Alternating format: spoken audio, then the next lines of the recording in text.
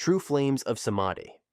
Alright, let's get this straight. Koji Kashin didn't just borrow Jiraiya's love for fire. He turned it into a weapon so terrifying that even Jigen had to sweat. Literally. True Flames of Samadhi. Sounds fancy, right? But this isn't your everyday fire release. No, this fire doesn't go out. Like, ever. You can't drown it, you can't blow it away. Even if you throw a whole ocean at it, it's still gonna roast you alive. Think Amaterasu. But instead of coming from a divine eyeball, Koji pulls it out using science and toads. Very Koji of him. Now, how does it work? Koji uses space-time ninjutsu to summon these flames straight from the Mount of Flames. Yes, that's a real place. Yes, it's as terrifying as it sounds. He literally opens a rift and boom, unstoppable hellfire rains down. The flames don't need chakra to exist, which means, yep, you guessed it, karma can't absorb it. That single fact alone turns Koji from a shadowy clone into a living nightmare for any Ōtsutsuki host. But Koji isn't a brute force guy. He's calculated, cold. He doesn't throw fire around just to look cool. He uses it to break his opponent's will. In the fight with Jigen, Koji pulled one of the slickest moves in Boruto history. He summoned a giant wall of Samadhi flames, trapping Jigen inside like a cooked sausage. The best part? Jigen couldn't do jack about it. The flames kept burning, pressuring Jigen so hard it triggered the final transformation into Ishiki.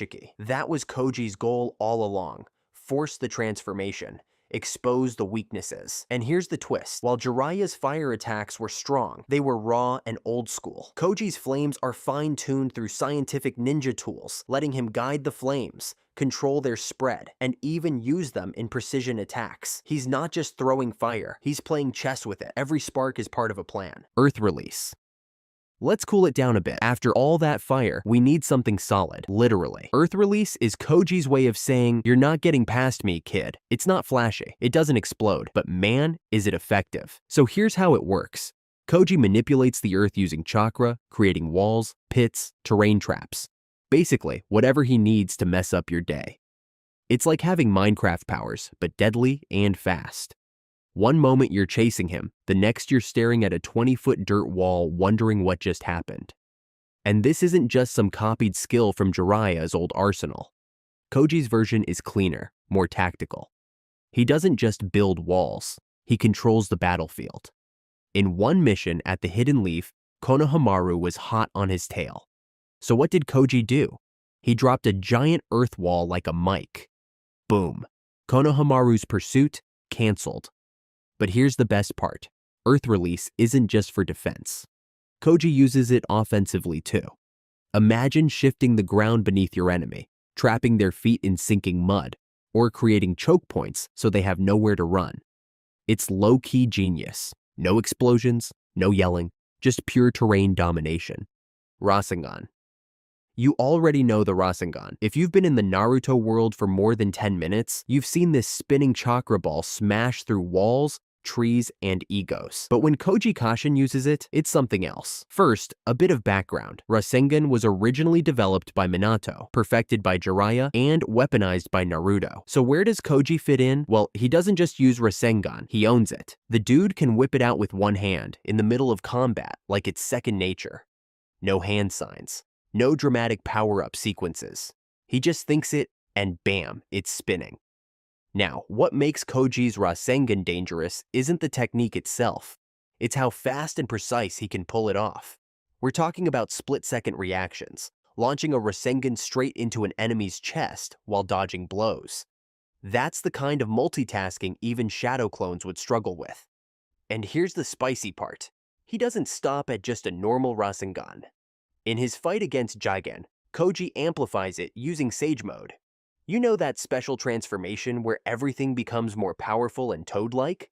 Yeah, Koji used that to turn a standard Rasengan into a real chakra cannonball. The moment he slammed it into Jigen, the guy had to block seriously. Not deflect, not absorb, actually block. That tells you something, because when someone like Jigen, a literal alien demigod in disguise, has to pause and defend himself, you know the move slapped. Space-time ninjutsu.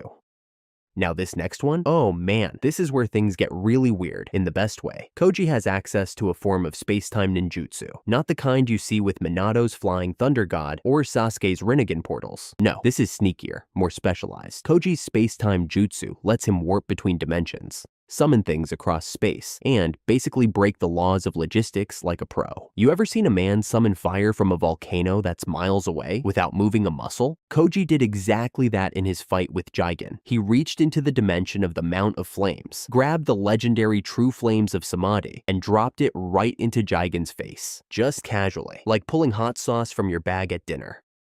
This jutsu isn't flashy. There's no swirling wormhole, no big chakra buildup. And that's what makes it scary. You never see it coming. 1 second, you're fighting Koji. The next, you're surrounded by flames from another realm. But here's the real tactical value. It gives Koji total battlefield control. He can appear in another dimension. He can bring things from another dimension.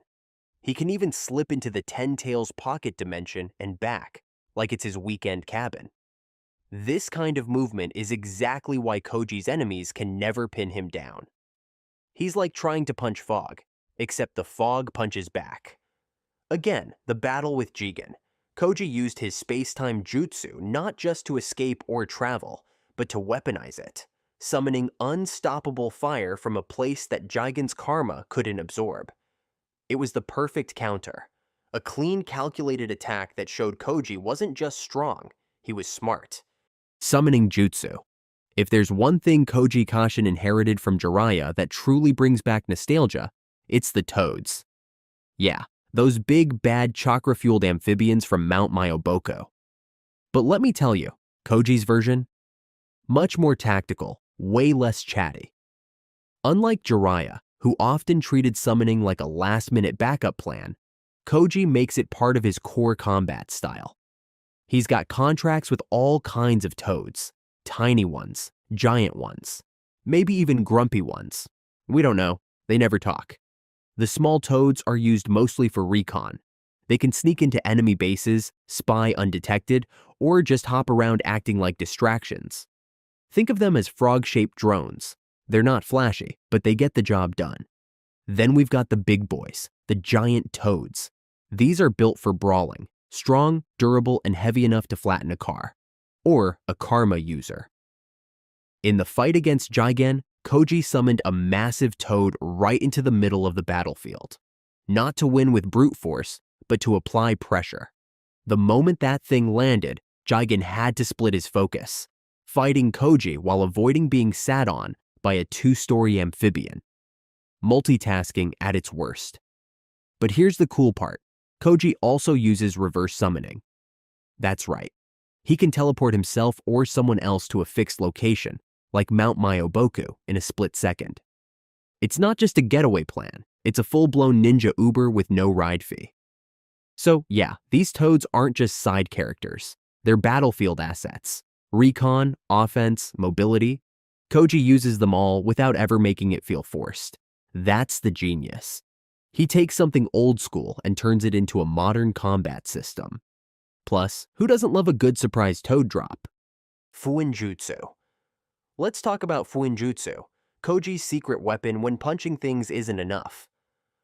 While most ninja go around throwing kunai and fireballs, Koji pulls out ceiling pillars.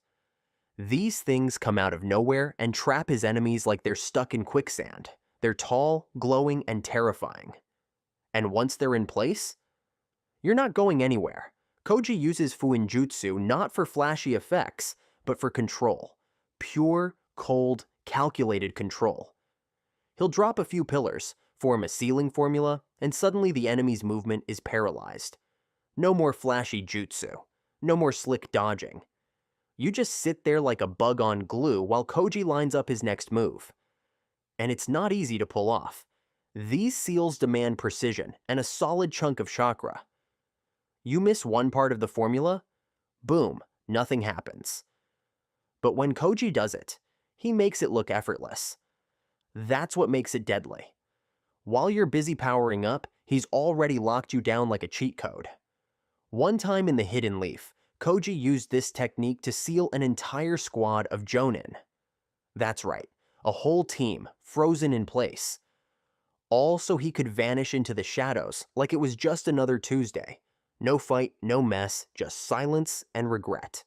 Oil Jutsu.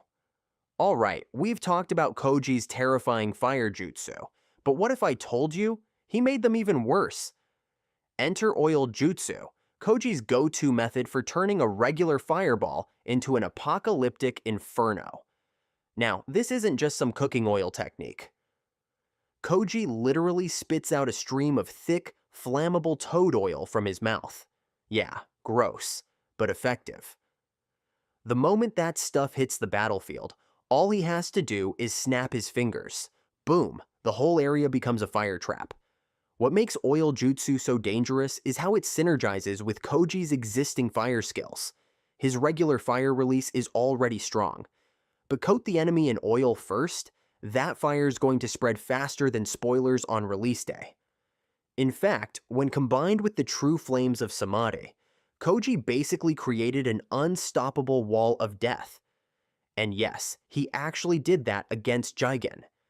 Imagine Jigen standing there, already dealing with unquenchable flames, and then, surprise, Koji spits out oil and makes it 10 times worse. The fire explodes into a giant wave, completely covering the battlefield. Jigen couldn't just dodge it, he had to survive it. That's a huge difference. Oil jutsu is versatile. Koji can spray a small amount for a focused strike, or flood an entire zone for area control. He can use it offensively, defensively, or even as bait. It's like a Swiss Army knife made of fire fuel. Taijutsu.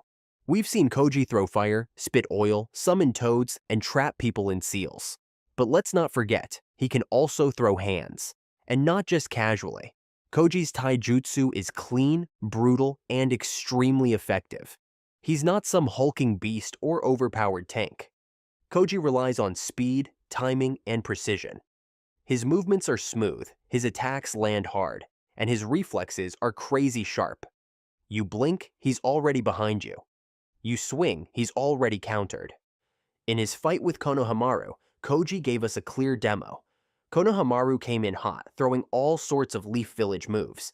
Koji, he dodged every single one, effortlessly, like he was swatting flies. Then, with a few quick strikes, he sent Konohamaru flying. No chakra explosions, no fancy techniques, just raw hand-to-hand dominance.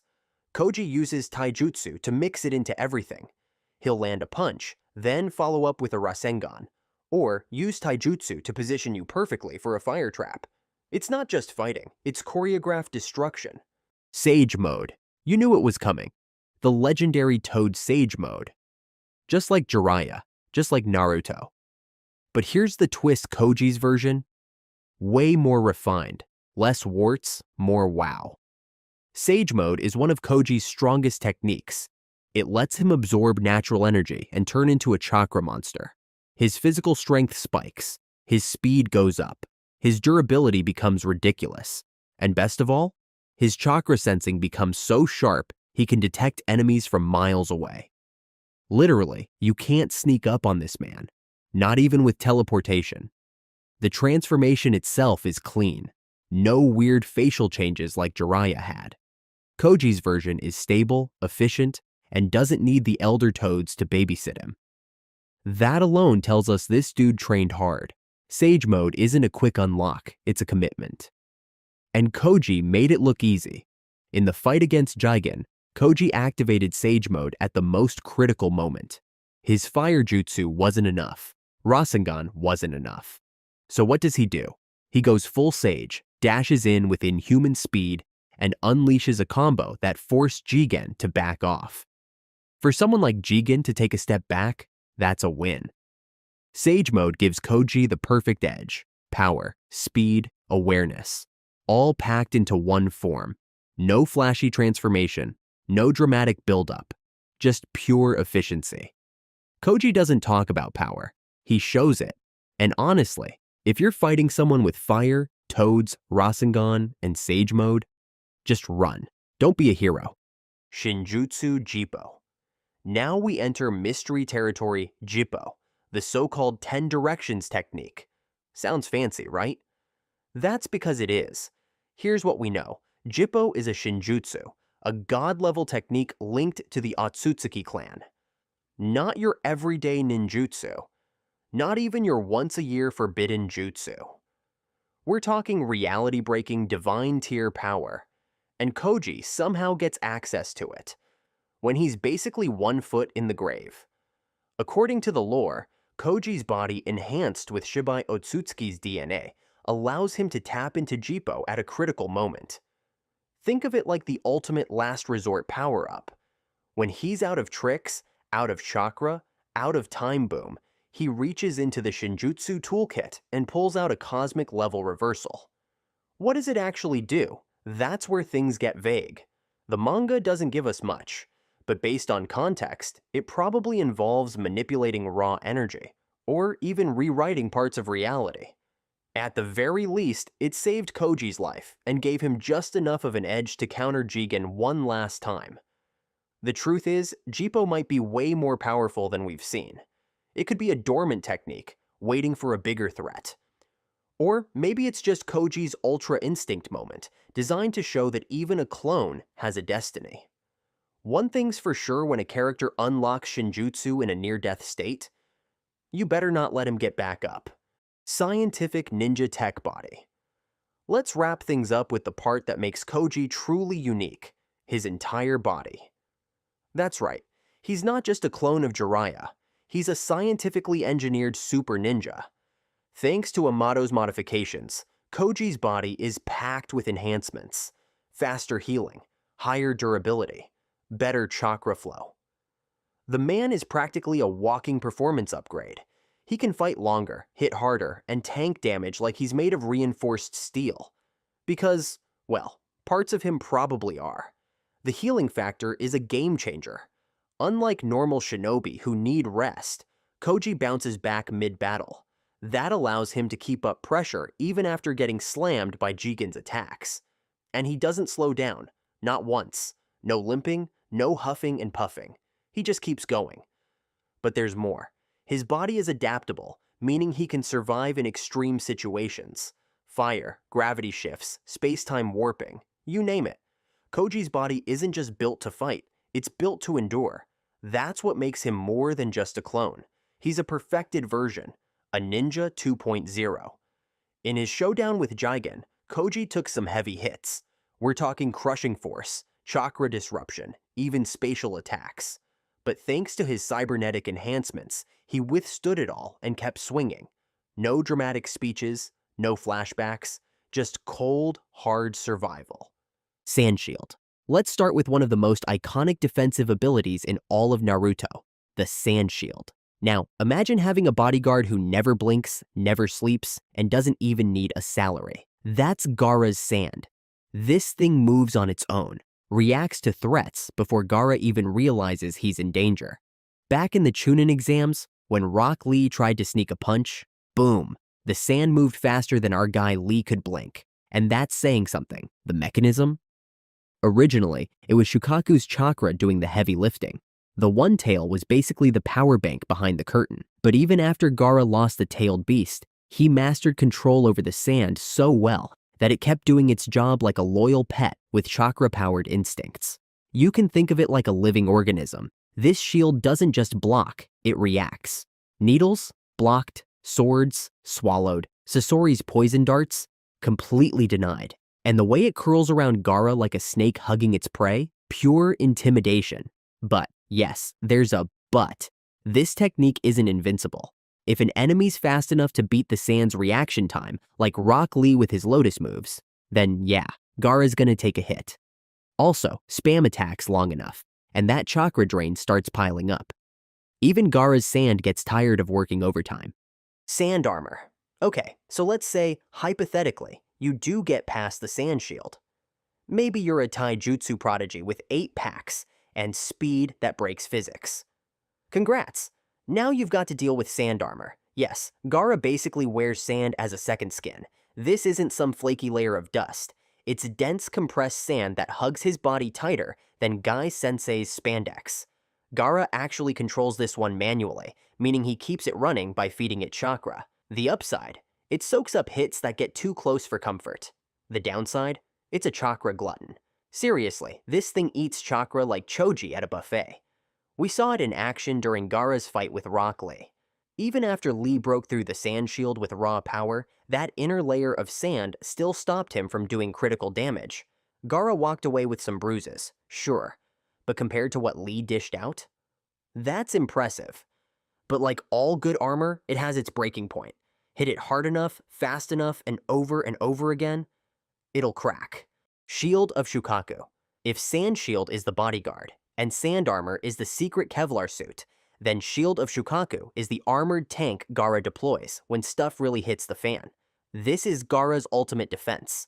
He compresses massive amounts of sand using chakra, shaping it into the terrifying image of Shukaku. It's so dense it can block techniques that would wipe out squads. Remember Kimimara's bone attacks? Blocked. When the sand turns into Shukaku's face, nothing's getting through without a serious explosion. Even better, it's not just for Gaara's own defense. He's used this shield to protect entire areas, including his own village during massive attacks. That's when you know the guy's gone from edgy loner to actual leader, shielding not just himself, but everyone behind him. The Shield of Shukaku takes prep time. It needs a lot of sand and a big dose of chakra. If Gaara's caught off guard or facing someone who can spam explosive jutsu, say Deidara and his lovely C4, then this shield might not hold up in time. Wind Style, Sky Sand Defensive Wall. Gaara's already known as a walking fortress, but one day he met an opponent who didn't play by the rules of gravity. That was Deidara, not just a bomber, but an aerial artist. Dude flew around on a giant clay bird like it was a Sunday joyride, dropping explosives like Halloween candy from the sky. So what did Gaara do? He hit us with a new move, Sky Sand Defensive Wall. Using wind-style chakra, he lifted sand high into the sky, creating a floating shield, like a wall just chilling in midair. Sounds like stage magic, right? But nope, it worked. That wall actually blocked Deidara's bombs and protected the entire sand village below. Talk about a flexible air defense system. Of course, nothing comes free. This technique drains a ton of chakra, and it needs both wind and sand nearby. So yeah, good luck trying this in a frozen tundra. Sand Coffin. Now we're entering Gaara's Hall of Fame, the move that made everyone hold their breath. Sand Coffin. This one's terrifying in its simplicity. Gaara controls sand to surround the enemy like an invisible trap. Once the sand touches you, you're done. Game over. First, he locks your movement. You can't run, can't blink, can't even say, wait, before the sand tightens around you. Bones snap. Air cuts off. During the Chunin exam, Gaara used this to crush Dosu like he was closing a Ziploc bag. Brutal. What makes Sand Coffin so scary is how fast it is. There's no flashy buildup, no dramatic hand signs. It's just snap, and you're caught. Most enemies don't even realize what happened. Desert Funeral. If Sand Coffin is a personal death sentence, then Desert Funeral is a mass extinction event. This is the leveled up version of the previous move. No more small-scale precision. Gaara brings in a full-blown sandstorm. He doesn't just trap you, he buries everything. In his fight against Kimimaro, Gaara summoned a massive amount of sand and crushed the entire area. No hiding, no time to react.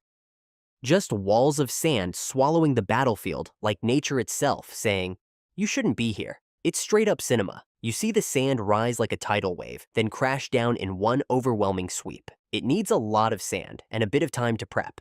If the enemy's too fast, or if they're packing planet-busting moves like the Ten Tails, Gaara might not finish in time. But give him the right terrain and a few seconds, this becomes a one-way ticket to the afterlife. Grand Sand Mausoleum Seal. Grand Sand Mausoleum Seal is a high-level sealing technique that's just pure intimidation. It's not flashy, it's not loud, it's final. First, the sand wraps around the target from every angle, no escape. Then it compresses, tighter and tighter, until the target is trapped in what looks like a massive sand tomb. No light gets in, no sound comes out. You're sealed inside, forever. And yes, Gaara actually used this on Madara Uchiha. Let me repeat that. The guy who ate entire armies for breakfast got sealed by sand. Gaara didn't give a speech, he just did it. Of course, sealing someone like that takes a huge amount of chakra, plus a ton of sand. And if you're up against something absurd like the Ten Tails, they might just brute force their way out. Sand Prison. So after watching Gaara crush enemies with giant sand coffins and earthquakes, you'd think he's always going for the kill. But no. Sometimes, the goal isn't to finish the fight, it's to pause it. That's where Sand Prison comes in. Unlike his more violent moves, this one is all about control. Gaara surrounds the enemy with sand, then tightens it just enough to lock them in place, not crush them. Think of it like a sand straitjacket. You're stuck, you can breathe, but you're not moving anywhere. He used this during the fight with Sasori, a puppet master with fast reflexes. And honestly, it worked like a charm. Sasori's body moved fast, but Gaara's sand moved smarter. This jutsu turns the battlefield into Gaara's chessboard. He can isolate targets, hold them still, or interrupt their combos. It's basically the ninja version of pressing the pause button. But here's the thing, it doesn't hurt. So if your enemy has insane strength or a way to burst out like an escape jutsu or just raw power, then yeah, they're breaking free. Sand Bullet. Gaara doesn't just use sand to block or bury. Sometimes he goes full sharpshooter. Sand Bullet. Here, Gaara compresses sand into sharp objects, like bullets, shuriken, or spears, and fires them at insane speed. It's not some random shotgun blast. These things are precise. During his fight with Deidara, Gaara launched sand shuriken so fast and sharp, you could feel the tension through the screen. Watching razor-sharp sand spin mid-air, cutting through wind and heading straight for the enemy. It's like nature decided to throw kunai. This technique is amazing against fast-moving targets. You don't need to catch them, just predict where they'll be and fire. The damage depends on how much sand Gaara uses and how much chakra he puts in. And if the enemy's someone like Rock Lee or Minato, speed demons, then good luck landing a clean hit. Sand Shower. Now imagine this. You're fighting Gaara, thinking you found a blind spot. Suddenly, the sky darkens, but not from clouds. It's sand, falling, like rain. That's Sand Shower. This technique is chaotic in the best way. Gaara throws sand high into the air, then lets it fall like a storm. Not one direction, all directions. It's like being stuck in the middle of a sand hurricane. The idea isn't just damage, it's pressure. The constant falling sand distracts, confuses, and limits visibility. It's a psychological move. While you're wiping sand out of your eyes, Gaara's already lining up the real attack. And if that wasn't enough, there's a stronger version called Sand Shower Barrage. More sand, more chaos, more, why did I leave the house today? The weakness is, it doesn't hit that hard. It's more of a setup move, not a finisher. If the enemy can fly, teleport, or just move fast, they'll dodge it. Sand Wave. Okay, now we're back to Gaara being terrifying. Sand Wave starts as a small tide of sand. Looks manageable. But wait, there's a second form, Sand Tsunami. And that's when everything changes. Gaara summons a massive wave of sand that washes over the battlefield. It's not a jutsu anymore. It's a natural disaster. Think of it as the earth itself deciding it's done with your existence. He used this during the fight with Madara, and even someone at that level had to deal with it seriously. The sheer scale is insane. Entire landscapes get swallowed. There's nowhere to hide. And if the wave doesn't crush you, it'll bury you. Visually, it's one of the most jaw-dropping attacks in the series. A towering wall of sand that crashes down like it's ending an era. It's not a move. It's a cinematic finale. But yeah, like all giant moves, it has a cost. You need a ton of chakra and a lot of sand.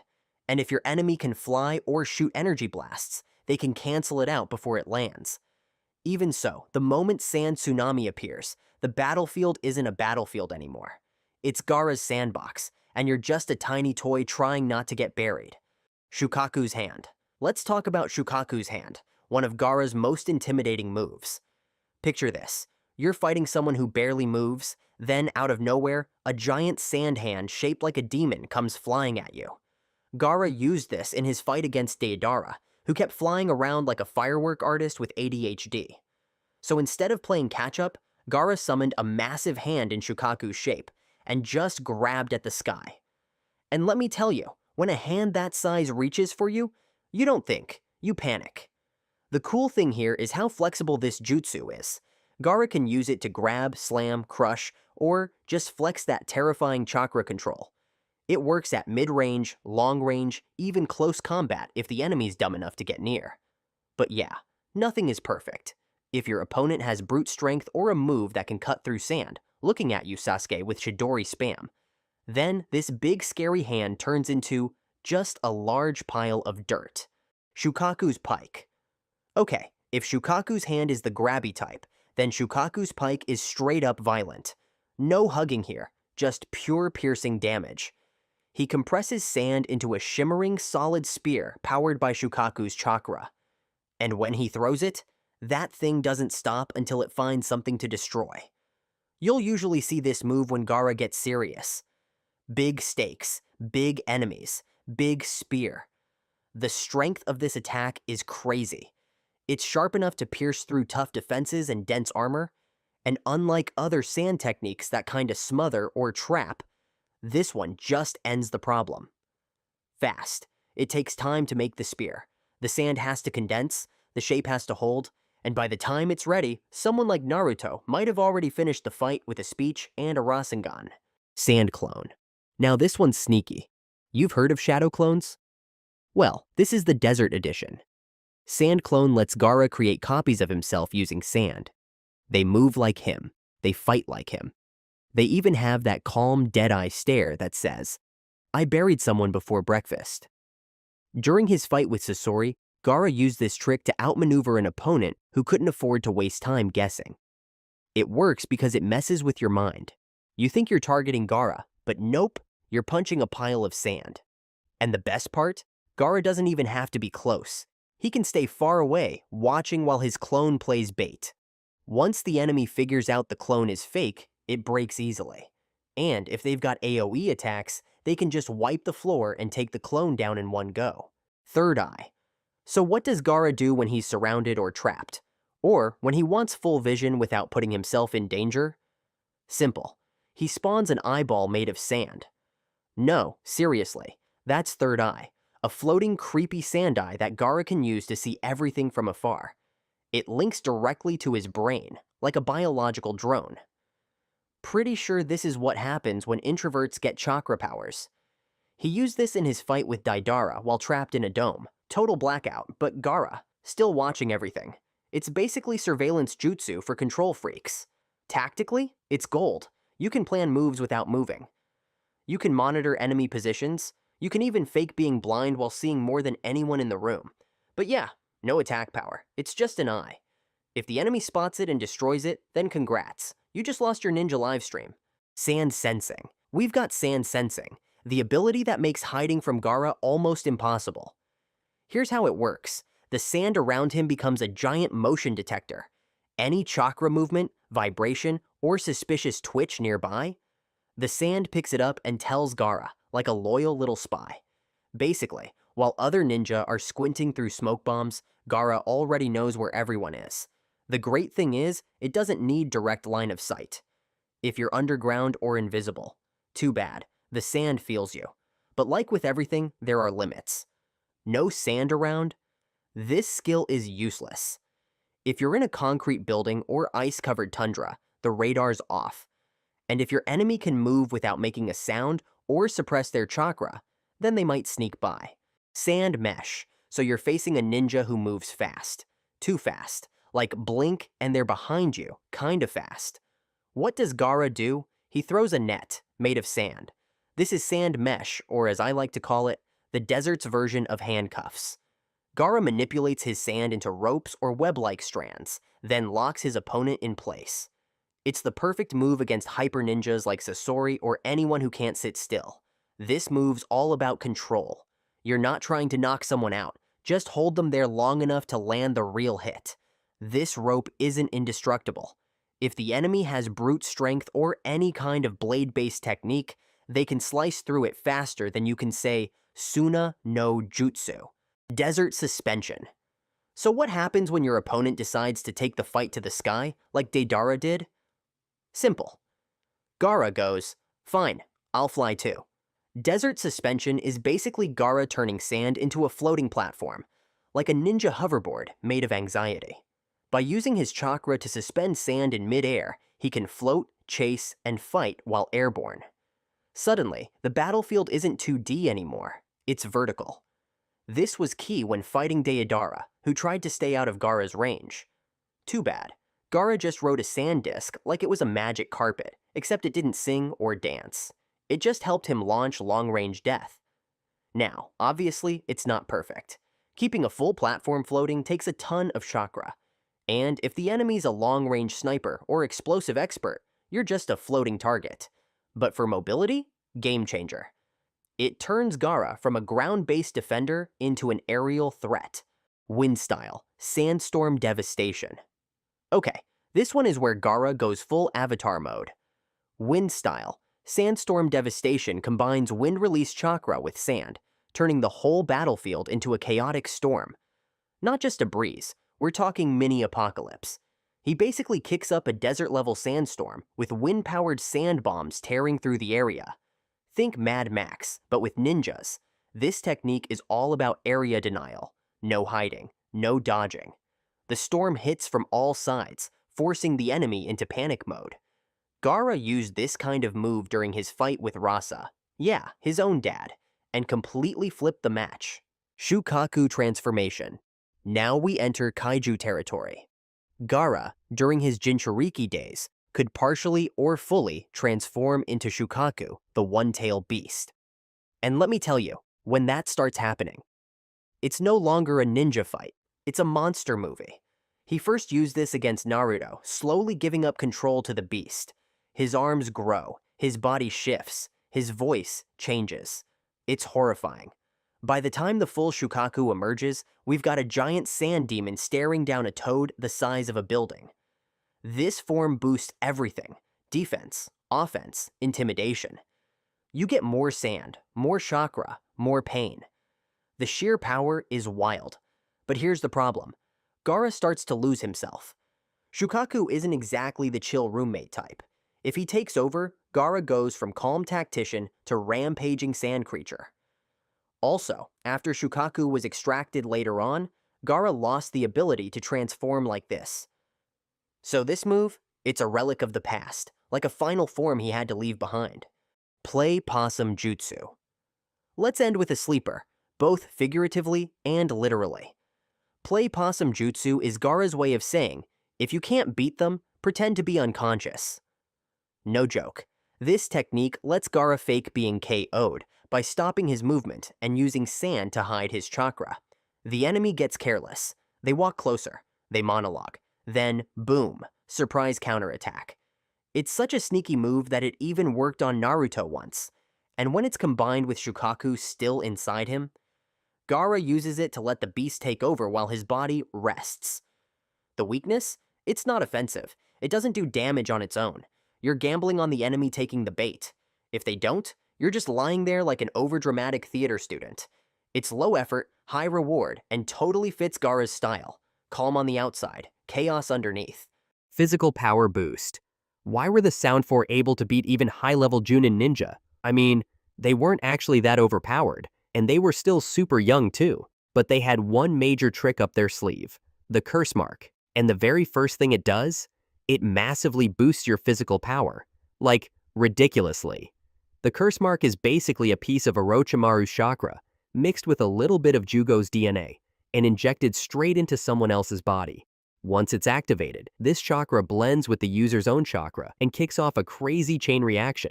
The enhanced chakra directly stimulates the muscles, bones, and even the nervous system, pushing the body way, way beyond its normal limits. And the best part? It happens super fast. Like, in just a few seconds, a regular ninja can suddenly gain power several times stronger than before. We saw this clearly with Sasuke during the Chunin exams. In the Forest of Death, one moment he was burning up with a fever and totally knocked out, and the next, curse mark goes brrr, and boom, Sasuke's tossing Zaku around like a rag doll. The curse mark has two main stages, and each one gives a different level of power. The first stage is actually kinda mild. Well, as mild as getting superpowers can be. When it's activated, black markings spread across the user's body. At this point, their strength, speed, and reflexes go way up. Like, we're talking seriously fast.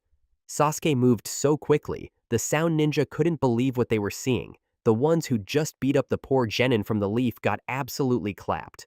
The Sound Force showed the same thing. Jirobo could casually lift massive boulders that weigh tons. Kidomaru's arms became way stronger. Sakan and Ukon fused together much more easily. And Taiyuya? She controlled her summoned demons with scary precision and power. In real combat, this kind of boost is a huge deal.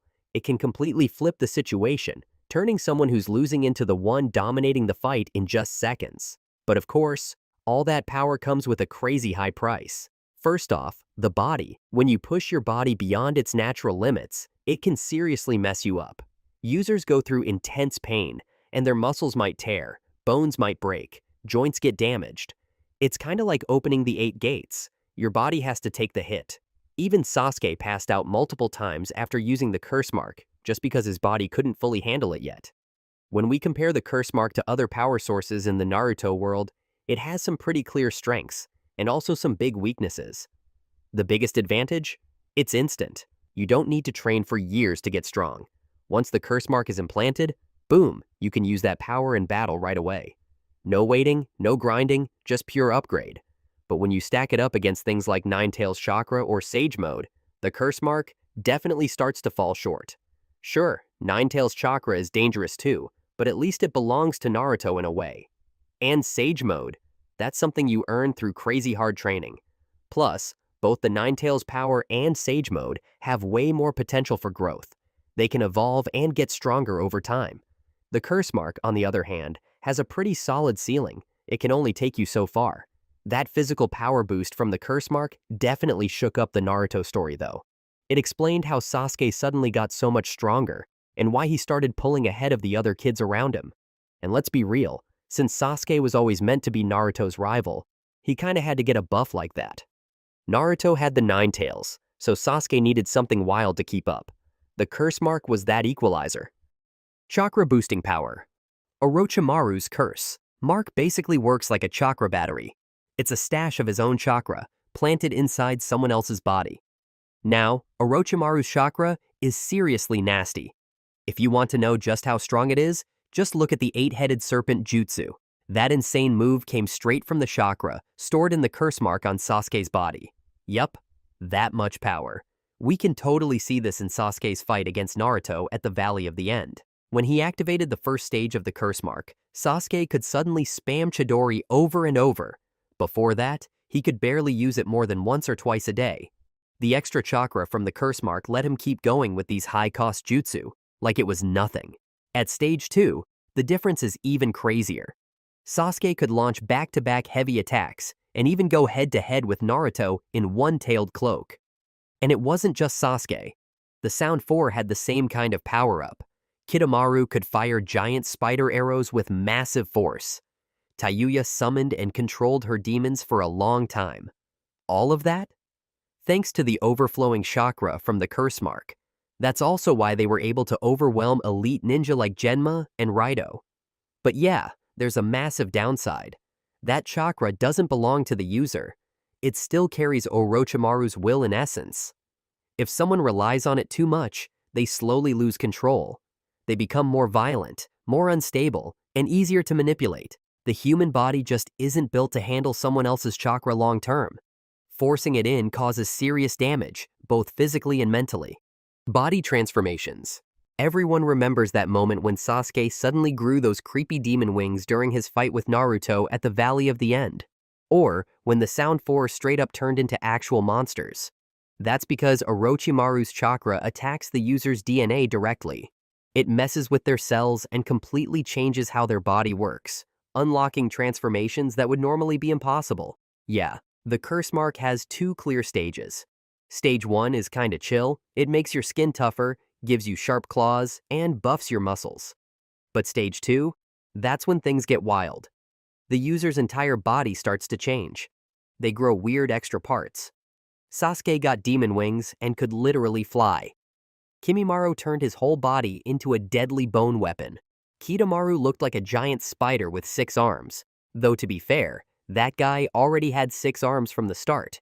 This transformation gives a huge combat advantage. Sasuke used his wings to dodge, block attacks, and fly around like a boss. And let's be honest, in the Naruto universe, If you've got tons of chakra and you can fly, you basically become everyone's dad. Kimimaro even grew a tail to attack people when his arms and legs were locked down. That's how far the curse mark takes it. But yeah, if you mess with nature, nature hits back. These transformations put crazy pressure on the body. If you're not strong enough physically, you'll straight up die. That's why, out of the 10 kids Orochimaru tried the curse mark on, only Anko survived. Brutal, right? The good news is, after a while, if you survive long enough and get used to it, you can control how much you transform. Instead of going full monster mode, you can just transform certain body parts to get an edge without all the side effects. Oh, and fun fact, even though Kimimaro was insanely strong, he still died from a mystery illness. Dude basically ran out of calcium, like he used up every last drop of bone energy in his life. Regeneration power. Now here's the thing, not everyone with the curse mark gets regeneration powers. Sasuke didn't have it. Anko didn't have it. Even the Sound 4 didn't have it. So what made Kimimaro special? It all comes down to his unique bloodline ability, Shikotsumyaku, the Kaguya clan's power to control bones. When that mixed with Orochimaru's intense chakra, it massively boosted Kimimaro's ability to regenerate his bones like crazy. In stage 1 of the curse mark, this power was still pretty limited. It could only help heal minor injuries. But remember when Gaara hit Kimimaro with the sand coffin? Blood came flying out of the sand, and you'd think that was it for him, but nope. Kimimaro activated stage 1 and kept fighting like nothing happened, still good-looking and strong. Stage 2 is where things get seriously wild. His body transformed completely. He could regenerate bones at insane speed, grow a long bone tail, stab enemies with spikes that shot out through his skin, and even form full-body bone armor. Like, he was literally a walking weapon. During his fight with Gaara and Rock Lee, we saw Kimimaro constantly rebuilding bones even while badly injured. His body became a living arsenal, with an almost endless supply of weapons. His ultimate move? He literally created a forest of bones rising from the ground. There's no way he could have done that without the curse mark. But of course, this kind of regeneration came at a massive cost. It used up a huge amount of chakra and put extreme pressure on the body, and Kimimaro was already sick, like terminally ill. So when he pushed his powers too far, he didn't die because someone beat him. He died because his body just couldn't take it anymore. In the end, this regeneration was fast and didn't need any fancy hand signs or medical jutsu. Sure, Tsunade has her crazy creation rebirth technique, and Naruto's got Nine Tails chakra helping him heal. But Kimimaro? He could only regrow bones, not actually heal diseases or fix internal damage. So the more he used it, the more it completely wrecked his body from the inside out. Unique abilities based on the user. So, why could Kimimaro grow bones while Kidomaru shoots spiderwebs? Did Orochimaru specially design the curse marks to match each person? Well, not exactly. The curse mark doesn't create powers out of thin air. It acts more like a magical catalyst. It amplifies whatever natural abilities the user already has. At stage 1, these powers are still pretty low-key, just a simple boost to basic stats, like strength, speed, durability. A little buff, nothing too wild. But once the user hits stage 2, everything changes. Their entire body starts to transform in a way that fits their special abilities. Jirobo becomes super bulky, thick skin, heavy punches, and can absorb chakra like a tank. Kidomaru already had the ability to spin spiderwebs, so the curse mark just turned him into a giant spider. I mean, are we seriously saying there's a spider clan in Naruto now? Right next to Kisame's shark clan? Wild. Taiyuya grows horns, and her control over summoned monsters gets way stronger. Seikon and Ukon can literally merge into other people's bodies and destroy them from the inside. Totally gross. Kimimaro ends up with a long dinosaur-looking bone tail, full-body bone armor, and spikes shooting out everywhere. And Sasuke? He grows wings. His hair gets longer. He kinda looks like a flying demon or a bat? But like, why? What do bones have to do with dinosaurs? And what does Sasuke have to do with bats? So here's the thing. Stage 1 of the curse mark mainly taps into Orochimaru's chakra inside the user. But stage 2? That's a whole different story. It doesn't just mess with chakra, it goes straight into your DNA. Specifically, the DNA of Jugo. Yeah, that Jugo. His clan naturally absorbs nature energy, but they can't control it. Kinda like what almost happened to Naruto. Remember when he messed up Sage Mode and almost turned into a toad? Same concept here. Jugo's people absorb Senjutsu chakra without learning proper sage techniques, so they start mutating into weird animal-like creatures instead. The curse mark uses this unstable, raw power and turns it into something usable. Something monstrous, but still usable. But wait, here's a weird question. Why can Sasuke use snake techniques later on? Why can he summon giant snakes like it's no big deal? And Anko too. She had some pretty slick snake jutsu going on. It's not like either of them were part snake to begin with, right? Well, the answer is actually kind of messed up. The Sound 4 all had basic curse marks, basically mass-produced versions. Orochimaru used them to power up random strong dudes and turn them into soldiers. But Anko, Sasuke, and Kimimaro? They were special picks. Orochimaru gave them the Heaven and Earth seals, the two strongest versions of the curse mark. Why? Because he planned to use their bodies. Literally. They were his future vessels. We never really saw Kimimaro unlock any special powers from the Earth Seal, though. His abilities felt kinda like upgraded versions of what the Sound 4 had. But Anko and Sasuke, they definitely picked up some of Orochimaru's traits. In fact, Sasuke later signed a contract with one of the giant snakes from Ryuchi Cave, the exact same place Orochimaru trained. That's not a coincidence. And these powers weren't just for show, they were seriously effective in battle. Now, Neji, with his god-tier Byakugan, still struggled to keep up with Kidomaru's spiderwebs. Gaara and Rock Lee were totally caught off guard by Kimimaro's endless bone transformations. Even Shikamaru, Mr. Galaxy Brain, got pushed to his limit by Taijutsu and her creepy summoned monsters. But, of course, the more they used the curse mark, the more Orochimaru's influence grew inside them. His chakra flowed through their bodies like invisible strings, ready to turn them into puppets at any moment. And let's not forget, every time someone activated Stage 2, they became more aggressive, more violent. Jugo's special healing power. So, here's something kinda amazing. Jugo once saved Sasuke's life just by sharing his own cells. This is one of the rarest abilities tied to the curse mark, and honestly, only Jugo can do it. Unlike regular medical ninjutsu, Jugo doesn't need to know any healing jutsu at all. His body is literally the original source of all the curse marks that Orochimaru ever created.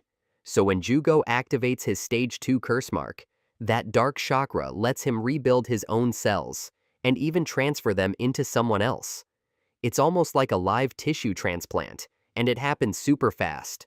No fancy seals, no hand signs, just raw, direct regeneration.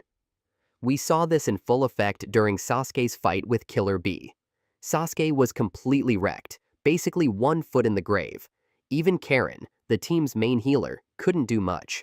But then Jugo stepped in, gave up part of his own body, and used his chakra to keep Sasuke alive. No doubt about it, that move totally saved his life. It seems like this kind of cell-sharing healing might work for anyone who has the curse mark. But by that point in the story, only Sasuke and Anko were still alive with the curse mark, so we never really saw anyone else try it. Orochimaru's resurrection, through the curse mark. Did you really think Orochimaru died after Itachi sealed him away? Yeah. No. This guy is ridiculously hard to kill. He's basically the leech of the ninja world. He just keeps coming back. Turns out, the curse mark isn't just a power boost. It's also a backup drive for Orochimaru's soul. Every time he puts a curse mark on someone, he doesn't just give them a piece of his chakra. He also plants a fragment of his own consciousness inside them. Creepy, right? That's how the curse mark slowly takes over its host, and how Orochimaru always has a way to return, even if his main body is completely destroyed. It's like he becomes a parasite, quietly hiding inside the people he marked. And the wildest part? The resurrection process is completely automatic. Remember when Sasuke used a piece of Kabuto's flesh and pressed it against Anko's neck? He used a special jutsu to unlock the curse mark, and boom, Orochimaru came back to life, fresh and fully loaded. Anko basically became a gateway for his comeback. So yeah, killing Orochimaru is way harder than it looks. You can try to seal him, suppress him, or lock him away, but you can't really delete him for good. The only real way to get rid of him is to let him out. Just like how Itachi made Sasuke forcibly release him, or how he crawled back through Anko. That's the true danger of the curse mark. It's not just a power-up. It's a trapdoor for Orochimaru's return.